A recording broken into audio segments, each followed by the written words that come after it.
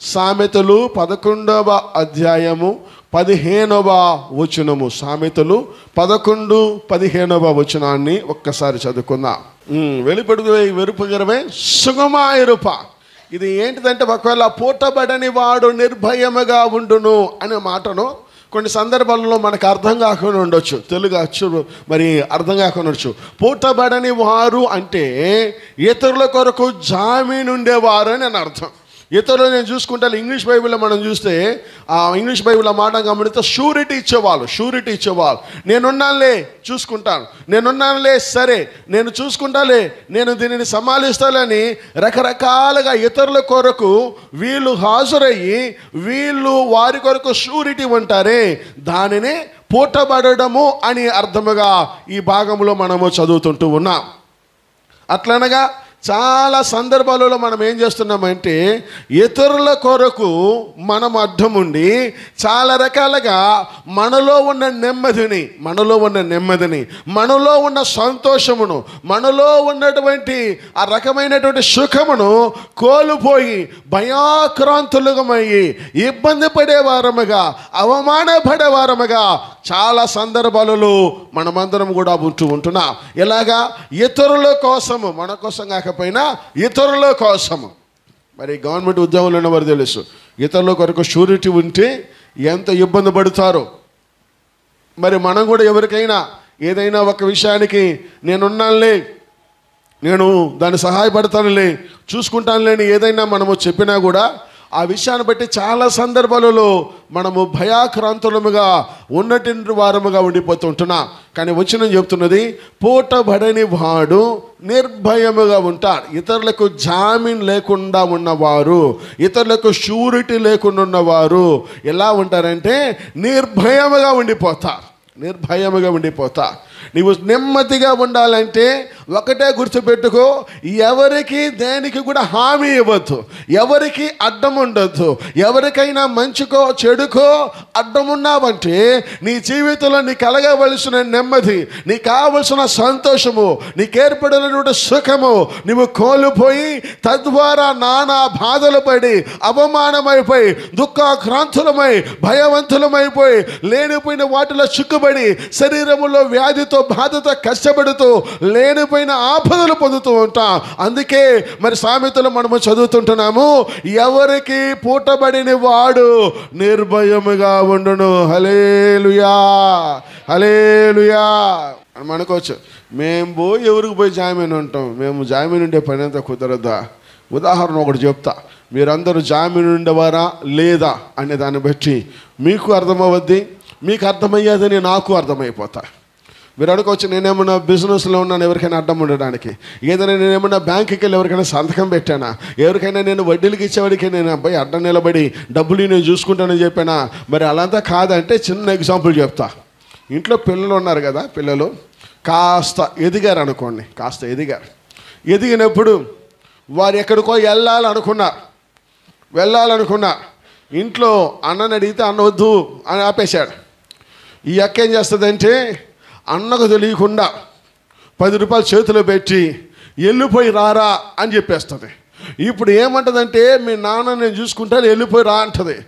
ఈమె జామీన్ ఉంటుంది. అనుకున్నట్టు ఆయన ఇంటికి రాకపోతే ఈ అక్క ఆయనతో చెప్పడానికి, సమాధానం చెప్పడానికి ఎంత భయపడద్దంటే అంత భయపడిపోద్ది. ఎందుకు? కుమారుడి పిల్లోడి కోసం మేము అడ్డముండి ఏమై వాడి ఇంటికి వచ్చే వరకు ఒక పక్క భయము, ఒక పక్క బాధ, ఒక పక్క కోపము, ఈయన ఏమి సమాలియాలనో వాడు ఎప్పుడు ఇంటికి రప్పియాలనో ఏమవుతుందో తెలియనుంటున్నదే. ఇది జామీన్ ఉండేది. ఈ జామీన్ ఉండేది మనమందరం ఉన్నవారమే. దేవునికి స్తోత్రం. అలాగా జామీన్ ఉన్నప్పుడు భయము నెమ్మది లేకుండా ఉంటుంది కనుక, అలా లేకుండా ఎవరికి జామీన్ లేకుండా సంతోషముగా ఉందుముగాక. హల్లెలూయా. ఇంకా కొంతమంది పక్కింటి ఆమెకి, ఎదురింటి ఆమెకి ఫ్రెండ్షిప్ కోసం నేను చూసుకుంటాలే కానీ, నేనున్నాను కానీ అని చెప్పి వాళ్ళ వల్ల పడే ఇబ్బందులు అంతెంత కాదు. చాలా రకాలుగా ఇబ్బంది పడేటువంటి సందర్భాలు మనకందరికీ కూడా పరిచయమైనవి, మనకందరికీ కూడా తెలిసినవి. ఇవన్నీ కూడా మనకుంటూ ఉన్నాయి. కాబట్టి ఎందుకు ఈ మాటను తెలియపరుస్తున్నానంటే, సాతానుడు కూడా మనలను మోసగించి మనలను ఏమార్చి ఏం చేస్తున్నాడంటే, పాపము చేయడానికి, పాపములో ఉండడానికి, పాపములో మనమందరూ కూడా మోసగింపబడడానికి మనకు తెలియకుండానే మనలను జామీను పెట్టి మనలను పాపంలోనికి తీసుకుని వెళ్ళిపోతుంటాడు. ఎలాగంటే సింపుల్గా, ఈ ఒక్కసారే పాపం ఏం కాదులే, ఈ ఒక్కసారే అబద్ధం ఆడు, ఈ ఒక్కసారే ఈ మాట చెప్పు, ఈ ఒక్కసారే ఈ సినిమా పలు, ఈ ఒక్కసారే ఈ మాటలను పలుకు, ఈ ఒక్కసారి చెప్పి చెప్పి చెప్పి నీవు పడవలసినటువంటి కొయ్యలో నువ్వు పడేంత వరకు సాతానుడు నిన్ను మోసగించి నిన్ను అడ్డం పెట్టి వాడు నిన్ను పాపములో, పాప జీవితములో నీ ఆత్మను నశింపజేసేది ఈ సాతానుడు గనక నువ్వు మేలుకొని ఏముండాలంటే వాటికి రాజయ్యపడక పిలిచిన దేవుడు నమ్మకస్తుడని చెప్పు. హల్లెలూయా, హల్లెలూయా. మనము సాటిస్ఫై చేసుకునేస్తాం, మనమే రాజీయపడుతూ ఉంటాం. కొన్ని సందర్భాల్లో మనము జామీనుడిపోతాం. ఎలాగా? ఇతరులు చేసే తప్పుకు జామీను ఉండడము, మన తప్పులకు మనము జామీను ఉండడము. ఇతరుల కొరకు జామీను ఉండడం మాత్రమేగా, మనకు మనమే మోసగించుకున్నట్టు జామీనుడిపోతుంటూ ఉంటున్నా. కాబట్టి ఈ యొక్క వచనం ప్రకారము పుట్టబడని వాడు నిర్భయముగా ఉండును. దేవునికి స్తోత్రం కలుగునుగాక. హల్లెలూయా, హల్లెలూయా. కొంతమంది ఫ్రెండ్షిప్ కోసం ఉంటారు చూడండి. ఫ్రెండ్ ఏం తప్పు చేసినా వీడు చెప్తాడు, లేనే లేదు ఇక కూడా ఫ్రెండ్షిప్ కోసం. అలా కానే కాదు, ఇలా కాదని అవన్నీ మాని, పూటబడితే అంటే జామీను ఉంటే, షూరిటీ ఉంటే, లేనిపోయిన ఆపదలు, సాతానును మనం మోసగించడానికి కూడా మనల్ని మోసగించి ఆ రకానిగా చెప్పించి మనల్ని కూడా పాపంలోనికి పూనుకొని వెళుతుంటారు. రెండవదిగా, నువ్వు సుఖంగా ఉండాలంటే, నువ్వు నెమ్మదిగా ఉండాలంటే, మొట్టమొదటిగా ఎవరికి జామీను ఉండొద్దు, దేనికి అడ్డం ఉండొద్దు, ఎవరికి అడ్డం ఉండొద్దు, ఏ విషయానికి అడ్డం ఉండొద్దు. నువ్వు సంతోషంగా ఉంటా, సుఖంగా ఉంటా, నెమ్మదిగా ఉండిపోతా. రెండవదిగా ఎలా ఉంటే నువ్వు నెమ్మదిగా ఉండిపోతావంటే, అదే సామెతలు 18వ అధ్యాయము 10వ వచనాన్ని ఒక్కసారి మనము చదువుకుందాం. సామెతలు. నీదేమో నదుకులో ఓడి సుగమాయురుప, కర్తృడి నామం బలత దుర్గం. నీదేమో నదుకులో పోయి సుగమాయురుప. మరి దేవుడి యొక్క నామము బలమైన దుర్గము, నీతిమంతుడు అందులో ప్రవేశించి సురక్షితముగా ఉండును అని లేఖనం మనం చదువుతుంటున్నా. ఈ మాటలో ఏంటిది మనం గుర్తుంచుకోవాల్సినది అంటే, రెండవదిగా నువ్వు నెమ్మదిగా ఉండాలంటే, నువ్వు సుఖంగా ఉండాలంటే గుర్తుంచుకో, ఒకటి యెహోవా నామమును నువ్వు ప్రస్తరింప చేయడం ప్రారంభిస్తే, యెహోవా నామము చెప్పడము అలవాటు చేసుకుంటే, యెహోవా నామాన్ని నువ్వు ఉపయోగిస్తే ఆటోమేటిక్గా నీకు కావలసిన సంరక్షణను, నీకు కావలసిన సుఖమును, నీకు కావలసిన నెమ్మదిని నా ప్రభు నీకు దయచేయునుగాక. హల్లెలూయా, హల్లెలూయా. యెహోవా నామము బలమైన దుర్గము. ఆ నామములోనికి ప్రవేశించే వారందరూ సురక్షితముగా ఉంటా. మనం ఆ నామములో ప్రవేశించే వారముగా ఉండా. ఎలాగా? ఉదయం నుండి రాత్రి వరకు కూడా యెహోవా నామాన్ని ప్రచురణ చేస్తూ ఉండా, యెహోవా నామాన్ని చెబుతూ ఉండా. మంచికైనను కీడుకైనను, ఒకవేళ ఇబ్బందికైనను, కష్టమకైనను, కలిమికైనను, వ్యాధికైనను, బాధకైనను, వేదనకైనను నువ్వు చెప్పవలసినదల్లా ఒకటే, యెహోవా చూచుకొనును, యెహోవా నమ్మదగిన వాడు, యెహోవా నాకు తోడున్నాడు, యెహోవా నన్ను నడిపిస్తాడు, నన్ను పిలిచిన దేవుడు నమ్మదగుడు కనుక నన్ను అంతము వరకు నడిపిస్తాడు. హల్లెలూయా, హల్లెలూయా.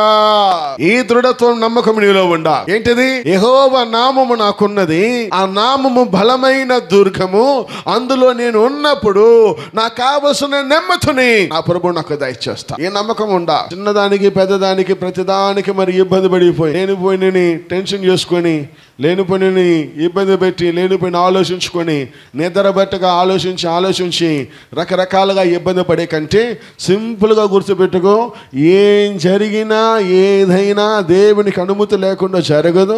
యెహోవా దేవుడు నాకు తోడుంటున్నాడు, ఆయన నామాన్ని నేను ప్రచురపరుస్తున్నాడు గనక, ఆయన అనుమతి లేకుండా ఏమీ జరగదు గనక ఏం జరిగినా పర్వాలేదని నీ మనసును నువ్వు మార్చుకోగలిగితే నీకు కావలసిన నెమ్మదిని, సంతోషమును నా ప్రభు నీకు దయచేయునుగాక. హల్లెలూయా, హల్లెలూయా. సింపుల్ ఒక ఉదాహరణ అర్థం కావాలని చెప్తా. ఏదో ఊరికెళ్ళి ఇంటికి రావాలని ప్రయత్నంలో ఉన్నా, బండి పోయే, ఇక బండులే లేవు, అక్కడ కూర్చుంటే ఎంత కష్టం ఉంటుందంటే అంత కష్టం ఉంటుంది. బాధ ఎంత బాధ అంటే అంత బాధ అనిపిస్తుంది. ఎందుకంటే మనం వెళ్ళాల్సి ఉన్నది మన ఇంటికి. సరిపోని కాస్త డబ్బులని మంచిగా ఒక హోటల్కి వెళ్ళి కూడా హోటల్లో రూమ్ తీసుకున్నా మనకి మనసు అంతా ఎలా ఉంటుందంటే ఎప్పుడు మన ఇంటికి పోదామా అనిపిస్తూ ఉంటా. సరిపోని ఏదో పెద్ద 5 స్టార్ హోటల్కి వెళ్ళినా కూడా ఏమనిపిస్తుంది అంటే ఎప్పుడు మన ఇంటికి పోదామా. మన ఇల్లు ఒకవేళ పూరిలుగా ఉండొచ్చు, మన ఇల్లు ఒకవేళ చాలా చిన్నదిగా ఉండొచ్చు, కానీ మన మనసు అంతా ఎలా ఉంటుందంటే ఎప్పుడు నా ఇంటికి పోతానా నెమ్మది ఉంటుంది, ఎప్పుడు ఇంటికి పోతానా నాకు సంతోషం ఉంటుంది, నా ఇంటికి నేను పోతే బాగుంటుంది, ఇక్కడ నేను ఉన్నదంతా నాకు వేస్టే, ఇక్కడ ఏం చేసినా నాకు వేస్టే, ఇది ఎంత సుఖంగా ఉండినా, ఎంత ప్రీమియంగా ఉన్నా, ఎంత లగ్జరీగా ఉన్నా మనకి ఎలా అనిపిస్తుంది అంటే నా ఇంటికి నేను పోతే నాకు నెమ్మది, నా ఇంటిలో నేను ఉంటే నాకు చాలు. ఈ మనస్తత్వం ఏర్పడుతున్నదే. ఇదే మనస్తత్వములో యెహోవా నామమును ఆశ్రయించి, ఆయన నామమును దుర్గముగా భావించి ఎంతమంది ఎన్ని చెప్పినా యెహోవా నామానికి నేను వెళ్ళిపోవాలా, ఆయన దుర్గము నేను కొని ఉన్నాను, ఆయన నేను ఆశ్రయించుకున్నాను, ఆయన దగ్గరికి వెళ్ళాలని ఎప్పుడైతే అనుకుంటావో ఆయన నామములకు వెళ్ళినప్పుడు నీకు తెలియని ఆనందము, నెమ్మదిని దేవుడు దయచేయునుగాక. హల్లెలూయా, హల్లెలూయా. ఒకసారి కొన్ని సంవత్సరాల క్రితము బెంగళూరులో పెళ్లి అంతా బాగానే జరిగేది. వెంటనే నాకు ట్రైన్, పెళ్లి అంతా బాగా అయిపోయాయి. అమ్మాయికి ప్రార్థన చేశాను. అమ్మాయి ఇక్కడ మన సంఘములు, అక్కడ పెళ్లి చేసుకుంటున్నా. నేను పెళ్లి కుమార్తె పాస్టర్ని, పెళ్లి కొడుకు పాస్టర్ అక్కడ ఉన్నా. అంతా అయిపోయాది. అవసరంగా కవర్ తీశాను, అమ్మాయి చేతిలో పెట్టేసి నేరుగా స్టేషన్కి వచ్చిన తర్వాత ఏ బండికి పోవాలి ఏమి పోవాలని చూసుకోక ఎక్కి మరి స్టేషన్ దగ్గరికి వచ్చి కూర్చున్నాను. అప్పుడు టికెట్ తీసుకుందాము. టికెట్ చూస్తే అమ్మాయికి ఇవ్వాల్సిన సదింపు డబ్బులు నా కాడ పెట్టుకొని నేను టికెట్ పెట్టుకుని అమ్మాయి చేతులు పెట్టొచ్చా. ఇప్పుడు మళ్ళీ ఆటో పట్టుకొని వేగంగా వెళ్ళిపోయేసరికి ఆ అమ్మాయి ఏం చేసిందంటే మరి డ్రెస్ మార్చుకురావడానికి వెళ్ళిపోయింది లోనకి.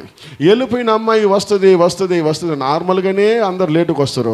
ఇంకా పెళ్లి కుమార్తె ఇంకా రెడీ రావడానికి ఎంత గంటన్నర పట్టేది. ఆ అమ్మాయి బయటకు వచ్చిన తర్వాత అడిగానమ్మా నీ చేతికి ఇచ్చానంటే, అన్న మరి నా చేతికి ఇచ్చావో నాకైతే తెలియలేదు, ఉండు కవర్లన్నీ మా అమ్మకి ఆడిచ్చిన, మా అమ్మని అడుగుతానండి. వాళ్ళ అమ్మ కూర్చొని అన్నది కూర్చున్నది. ఆమెను చూస్తుంటే అయిపిస్తుంది. ఒక్కొక్క మెతుకు నేను చూస్తున్నా. ఆమె అయిపించేటట్టు లేదు, నాకు టికెట్ వచ్చేటట్టు లేదు. సరే దగ్గరికి తట్టుకోలేక దగ్గరికి పోయి అడిగిన, అక్క మరి అంటే ఉండు చూస్తానన్నా అని. ఆమె కూడా చివరికి నాకేమైపోయిందంటే బండి పోయేశారు. ఇంక రాత్రి అంతా కూడా అక్కడ చివరి ట్రైన్ 11 o'clock ట్రైను. ఇంకా రాత్రి అంతా కూడా కూర్చొని ఇంకా వల్లగాక అమృత్సర్లో మరి that is the first time అలాగా మళ్ళీ రావడానికి ప్రారంభించి వచ్చేసాను. ఎందుకు చెప్తున్నానంటే అప్పుడు అనిపించింది ఇంటికి వెళ్ళేది ఎంత వేగంగా వెళ్తే అంత సంతోషము. ఇంటికి వెళ్ళాలని అక్కడ వాళ్ళు అంటున్నారు, సరే ఇక్కడ మీకు ఒక రూమ్ ఏర్పాటు చేస్తావు, మీరు ఎక్కడ ఉన్నాని. కానీ నాకు అనిపించింది నువ్వు ఎన్ని చేసినా ఏం చేసినా నేను ఇప్పుడు ఇంటికి వెళ్ళిపోవాల్సినదే. అది నాకు ప్రాముఖ్యం కనుక నువ్వు ఎంత సుఖంగా నన్ను పెట్టుకున్నావు నాకు సంతోషం లేదు, కానీ నా ఇంటికి వెళ్ళినప్పుడే నాకు నెమ్మదిగా ఉండిపోతుంది. హల్లెలూయా, హల్లెలూయా. ఈ మధ్యకాలంలో కూడా నన్ను చాలామంది ఆదివారం వాక్యాన్ని పిలుస్తా. నేను ఒకటే చెప్తా, వాళ్ళు చెప్పేటప్పుడు చెప్తారు, అయ్యా మాది చాలా పెద్ద సంఘం అయ్యా, చాలామంది వస్తారు, మీరు రండి ఒక్కరోజు వాక్యం చెప్పండి, మీ చర్చిలో ఒక్కరోజు ఎవరినైనా పెట్టిరండి, ఒక్కరోజు అడ్జస్ట్ చేసుకోండి. ఒక్కరోజు నేను అనుకుంటాను ఒకటే, నీ ఎంత పెద్ద భవనం ఉండినా నాది చిన్నదిగా ఉండినా నా సంఘములో నేనుండడమే నాకు ఆనందము, అదే నాకు నెమ్మది, అదే నాకు సుఖము, అదే నాకు ఆనందముగా ఉంటున్నది. హల్లెలూయా, హల్లెలూయా. కొంతమంది అనుకోవచ్చు దీంట్లో ఏం సుఖం ఉంది, దీంట్లో ఏం నెమ్మది ఉంది, ఏదో చిన్న కట్టుకున్నాము, దీంట్లో ఏముందంటే ఒక ఉదాహరణ చెప్తా. ఒక సినిమా కొట్టాయికి 100 మంది పోయారు అనుకోండి. సినిమా కొట్టాయికి వెళ్ళేటప్పుడు కొంతమంది సినిమా చూసి ఆనందంలో ఉల్లాసంతో విజులు కొట్టి గందరగోళం చేస్తుంటారు. వాడికి అదొక సంతోషము. ఈ విసులు కొట్టి గందరగోళం చేస్తారు, కూర్చుని ఏమనుకుంటే ఇదేముంది సినిమా కొట్ట, ఇది ఏంది అందరూ అరుచుకుంటా ఉన్నారు, నెమ్మతే లేదు, ఈ సినిమాని అసలు నన్ను చూపినట్టు, ఈ సినిమాని బాగానే లేదు, ఎందుకంటే ఇంతమంది గోళ చేస్తున్నారు. కొంతమంది ఉంటే నువ్వు అరుచుకో ఏమన్నా చూసుకో, సినిమాను మాత్రం చూసేవాళ్ళు కొంతమంది అంటారు. కొంతమంది అది ఒక లవ్ స్టోరీ అనుకోండి, అసలు ఈ బాగానే లేదు కొంతమంది అనుకుంటా. కొంతమంది అందులో పాటలో ఏమీ బాగా, కొంతమందిలో హీరో బాగలేడు అనుకుంటా, కొంతమంది హీరోయిన్ బాగలేదు అనుకుంటా, అందులో వచ్చేటువంటి మరి పాటలు బాగలేవు అనుకుంటా, కొంతమంది మ్యూజిక్ బాగలేవు, కొంతమంది స్టోరీయే బాగలేదు అనుకుంటా, ఆఖరి కొంతమంది సినిమా కొటాయే బాగలేదు అనుకుంటా. ఇది కొటాయిలో సినిమాలో వ్యత్యాసం కాదు, వారి వారి మనసులో ఉన్న తత్వమే అక్కడ వెల్లడింపజేస్తా.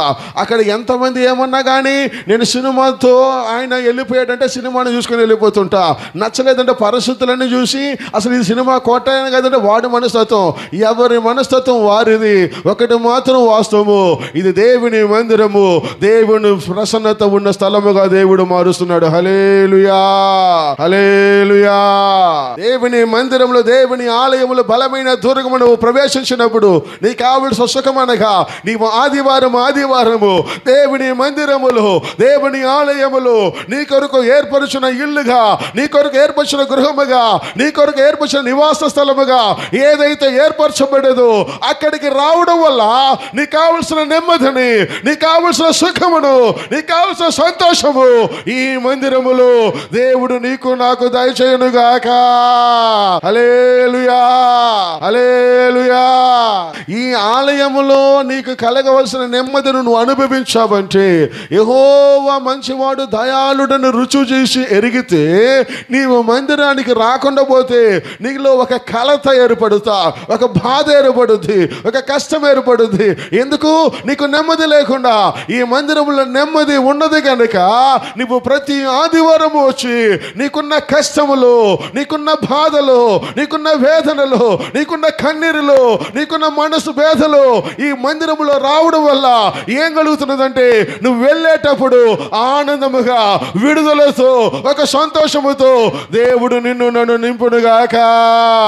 హల్లెలూయా, హల్లెలూయా. వచ్చిన వారం వచ్చినట్టుగా వెళ్ళడం లేదు కానీ వచ్చిన వారము భారముతో వెళ్ళిన వెళ్ళేటప్పుడు ప్రభువు మన హృదయంలో ఉన్న భారమును తీసివేసి నెమ్మదితో, సుఖముతో, తేలికగా ప్రభు మమ్మల్ని ఎంతవరకు పంపుతున్నాడని విశ్వసించిన వారు మాత్రము గట్టిగా చప్పలు కొడుతూ దేవుని నామమున మహిమ పరుద్దామా. దేవుని నామానికి స్తోత్రం. యెహోవా ఆలయమును ఆశ్రయముగా తీసుకున్నామా. యెహోవా ఆలయం ఆశ్రయముగా వాడు ఆయన సుఖముగా నింపే దేవుడు. హల్లెలూయా. కాబట్టి నువ్వు నెమ్మదిగా ఉండాలంటే ఎవరికి అడ్డం ఉండొద్దు. ఆదివారం చర్చికి రాకుండా ఉండొద్దు. 2 సూత్రాలను గుర్తుపెట్టుకోవాలి. ఏంది? అడ్డం ఉండకూడదు, ఆదివారం చర్చికి రాకుండా ఉండకూడదు. మూడవదిగా యెహెజ్కేలు గ్రంథం 34వ అధ్యాయము 25వ వచనం మాత్రం చదువుకుందాం. ఇంటికి వెళ్ళి కాబట్టి మీకు సమయం ఉంటే 27 వరకు కూడా చదువుకోండి, మీకు అర్థమవుతుంది. సమాధాన నిబంధన, దేవునితో సమాధాన నిబంధన, సమాధాన నిబంధన. దేవునితో ఒక నిబంధన చేసుకుంటాం. ఆ నిబంధన వల్ల ఏమవుతున్నదంటే ఈ దశ, 3వ దశ. మొదటి దశ పాపములో ఉన్న మనము విడుదల పరచబడడానికి బాప్టిసము ద్వారా విడుదల పొందుకున్న మొదటి దశ. పాపము నుండి, పాపానికి, లోకానికి అడ్డం ఉండకుండా, సాతానికి, లోకానికి, ప్రపంచానికి, దేవుని మందిరానికి అడ్డం ఉండకుండా 1వదిగా మనమందరం కూడా రక్షింపబడ్డాం. 2వది యెహోవా నామాన్ని గుర్తెరిగాము గనక, యెహోవాను స్తుతిస్తున్నాము గనక మనకు కావలసిన సుఖాన్ని మనకిస్తుంటున్నా. 3వదిగా మనము చేయాల్సినది ఏంటంటే దేవునితో ఒక నిబంధన. దేవునితో ఒక నిబంధన. ఏం నిబంధన? నేను జీవించే కాలమంతయు, నా బ్రతుకు దినములన్నయు, నేను ప్రాణముతో ఉన్నంత వరకు, నా శరీరములో జీవం ఉన్నంత వరకు నేనేం చేస్తానంటే నిన్నే కొనియాడుతాను, నీకు నమ్మకంగా ఉంటాను, ఉంటాను, నిన్నే ప్రేమిస్తాను, నీ ఎడలే ఉంటానని దేవుడితో నిబంధన చేస్తున్నావే. ఆ నిబంధన నీవు సరిగ్గా పాటించావంటే నీకు కావలసిన నెమ్మదిని నా ప్రభు నీకు దయచేయునుగాక. హల్లెలూయా, హల్లెలూయా. దేవునితో నిబంధన చేసుకుంటా. ఏం నిబంధన? మనమందరం బాప్టిజం తీసుకున్నప్పుడు ఒకవేళ పెళ్ళికి కాకుండా ఒరిజినల్ తీసుకున్న వాళ్ళకైతే పాస్టర్ అనుకుంటా, అమ్మా అయ్యా నువ్వు బ్రతుకు దినములన్నీ ప్రభువుకు నమ్మకం బ్రతికిదవా? అవును బ్రతికిదను. జీవిత కాలం అంతా యెహోవా నిన్ను స్తుతించేదవా? అవును స్తుతిస్తా. తిరిగి పాపము వైపు లోకము వైపు తిరిగి చూడకుండా ఉండేదవా? అవునయ్యా నేను తిరిగి చూడను. ఇవన్నీ నిబంధన చేసి ఈ నిబంధన ప్రకారం నువ్వు వెళుతూ ఉన్నావంటే నీకు నెమ్మది ఉంటూనే ఉంటుంది. మధ్యలో యూటర్న్ రైట్ లెఫ్ట్ తీసుకోకూడదు, మధ్యలో అడ్డం వచ్చినట్టుగా పోకూడదు. పోయావంటే దేవుని ఎడల నీవు సమాధానాన్ని పెంచుకోలేవు. దేవునితో సమాధానం ఉండకపోతే ఆటోమేటిక్గా ఏమొస్తుంది? దేవుని దగ్గర నుండి కోపం వస్తుంది. దేవునితో సమాధానం ఉంటే ఓకే, సమాధానం లేదంటే ఏమైపోతుంది? కోపం వచ్చేస్తుంది. కోపం వచ్చినప్పుడు ఏమైపోతుంది? నాకు నెమ్మది లేకుండా వెళ్ళిపోతుంది. నువ్వు నెమ్మదిగా ఉండాలంటే దేవుని దగ్గర నుండి ఏ కోపానికి గురి కాకున్నట్లు, దేవుని దగ్గర నుండి ఏ శాపానికి గురి కాకున్నట్లు, దేవునికి నీకు లేదా దేవునికి సంఘానికి ఉన్న నిబంధనలు నీవు పాలిభాగస్తుడివై సరిగ్గా పాటించి వెళ్ళావంటే నీకు నీ కుటుంబానికి జీవితానికి కావలసిన నెమ్మదిని నా ప్రభు నీకు ఇచ్చునుగాక. హల్లెలూయా, హల్లెలూయా. మనిషి దగ్గర ఏదైనా మనం పొందుకోవాలనుకోండి, పొందుకోవాలా, ఒక పేనా పొందుకోవాలా, ఎవరో తెలియదు పేనా పొందుకోవాలా, అయ్యా దయచేసి పేన ఇస్తే బాగుంటుంది అంటే వారిని సమాధానపరిచి కూలుగా అడిగితే పెన్ ఇచ్చేస్తారు. అట్ట కాకుండా పోయి పేన జోలను పెట్టుకున్నాను, నాకు పేన లేదా, ఈరేదా ఏం పోతుంది, నీ సొమ్ము ఏం పోతుంది అంటే వాడేమంటాడు, నీకు నేను ఎందుకు ఇవ్వాలి అంటాడు. అంటే ఒక వస్తువు ఒక మంచిది ఒకరి దగ్గర పొందుకోవాలంటే సమాధానపడి పిల్లలు కొన్నిసార్లు ఏదైనా కావాలంటే మరి పెద్ద పిల్లలు, చిన్నపిల్లలు కాదు, పెద్ద పిల్లలు ఏదైనా టూర్కి పోవాలనుకోండి, ఏదైనా ఎగ్జామ్లో ఫెయిల్ అయ్యి సంతకం పెట్టించుకోవాలనుకోండి, ప్రోగ్రెస్ రిపోర్ట్లో ఏదైనా కావాలంటే ఆ రోజు బాగా చదివినట్టుగా యాక్టింగ్ చేస్తారు, ఇంట్లోనే ఉండిపోతారు, అటు ఇటు ఊరు తిరగకుండా గమ్మున అలా కూర్చొని ఉంటారు. ఎందుకు? అమ్మ నాన్నని సమాధానం చేస్తున్నారు. ఏంది? మంచి పిల్లలుగా యాక్టింగ్ చేసి సమాధానం చేస్తే వీళ్ళు పర్మిషన్ ఇచ్చేస్తారు. ఏదైనా ఒప్పించడానికి ఏం చేస్తారు? గొడవ పెట్టుకోరు. మంచిగా ఉండడానికి సమాధాన పడితేనే వాళ్ళు అనుకున్నది జరుగుద్ది. అప్పుడు శరీరానుసారముగా ఈ లోకంలో ఉన్న వారితోనే సమాధాన పడితే మనకు జరిగేటప్పుడు మనల్ని కన్న తండ్రి యేసయ్య ఉంటున్నారే, నీకు మంచి కలగాలంటే, నీకు బాగా జరగాలంటే, నీవు ఆశీర్వాదంగా ఉండాలంటే ఆ దేవునితోనూ ఎలా సమాధాన పడాలి? ఆయననే స్తుతిస్తూ, ఆయననే ఘనపరుస్తూ, ఆయన వాక్యాన్ని చదువుతూ, ఆయనను ఆరాధిస్తూ ఎప్పుడైతే నువ్వు ఆయన సమాధాన పరుస్తావో ఆ సమాధాన తండ్రి, సమాధాన ప్రభువు నీకు కావలసిన నెమ్మదిని, నీకు కావలసిన ఆశీర్వాదాన్ని నా ప్రభువు నీకు దయచేసే దేవుడు. హల్లెలూయా, హల్లెలూయా. మనమేమో దేవుని సమాధాన పరచము, మనకి ఇంకా ఆశీర్వాదం రాదు. దేవుని మనం సమాధానం చేయలేము, మనకు నెమ్మది రా. ఎలా సమాధానం చేయలేము? అనుకున్నప్పుడు ఆరాధన బొమ్మన్నా పోలేము, అనుకున్నప్పుడు రోజు బైబిల్ చదవాలనుకుంటాం, బైబిల్ చదవలేము, ప్రతిరోజు ప్రార్థన చేయాలనుకుంటాం, ప్రార్థన చేయలేము. ఇంకేంటి? అప్పుడప్పుడు మిస్ అయిపోతున్నాం. ఇవన్నీ కూడా ఏమైపోతాయి? ఒక రకమైన కోపం మన మీద ఆయన కలుగుద్ది, ఒక రకమైన క్రోధం ఏర్పడిపోతా. అప్పుడు నువ్వు అడిగిని నువ్వు పొందుకోలేవు. మారుగా నువ్వు అడుగుని అన్నీ నీవు పొందుకోవాలంటే దేవుని నీ సమాధానపరచు, నీ జీవితాన్ని దేవుడు సుఖపరచునుగాక. హల్లెలూయా, హల్లెలూయా. 3 విషయాలు నెమ్మదిగా ఉండాలంటే గుర్తుపెట్టుకో. ఎవరికి అడ్డు ఉండొద్దు, ఆదివారం ఇంటికి అడ్డు ఉండొద్దు, దేవుని ఆరాధించడం మర్చిపోవద్దు. దేవుని ఆరాధించడం కొంతమంది అనుకోవచ్చు, అయ్యా నాకు పాట రాదయ్యా, అయ్యా నాకు సరిగా ఇదే తెలియదు అంటే ఏం బాధలేదు. చదివి వీలైన వరకు వాక్యం చదువు, ప్రార్థన చేయి. తెలిసింది తెలియని కన్నా ఎక్కడికి వెళ్ళినా ప్రార్థన చేసుకుంటే వెళ్ళిపో. ఏదైనా దేవుని స్తుతిస్తూ ఉండు. నీ నోట్లో దేవుని మాటలు ఉంటే ప్రభు అదే ఇష్టపడే దేవుడిగా ఉండిపోతున్నా. ఈ 3 విషయాలను గుర్తుపెట్టుకోవాలా. 4వదిగా నువ్వు సుఖంగా ఉండాలంటే సుఖంగా ఉండాలంటే పాత నిబంధనలోనే మనం చూపించి ముగించకూడదు గనక క్రొత్త నిబంధనలో ఒక మాటను చూపించి నేను ముగించాలని ఆశిస్తుంటాను. మార్కు సువార్త 5వ అధ్యాయము 34వ వచనము. మార్కు సువార్త 5:34. విశ్వాసము చాలు. 12 సంవత్సరాల రక్తస్రావణ కలిగినటువంటి స్త్రీ ఆయన నుంచి ముట్టిన బట్టి ఎవరు ముట్టారు అని అడిగితే భయపడి ఆ దగ్గరికి వస్తామంట. ఆయన అంటాడు, కుమారి నువ్వేం చేస్తున్నావంటే మరి నువ్వు నన్ను ముట్టావు కనుక నువ్వు సమాధానంగా వెళ్ళు, విశ్వాసంగా ఉన్నావు కాబట్టి సమాధానంగా వెళ్ళిపో.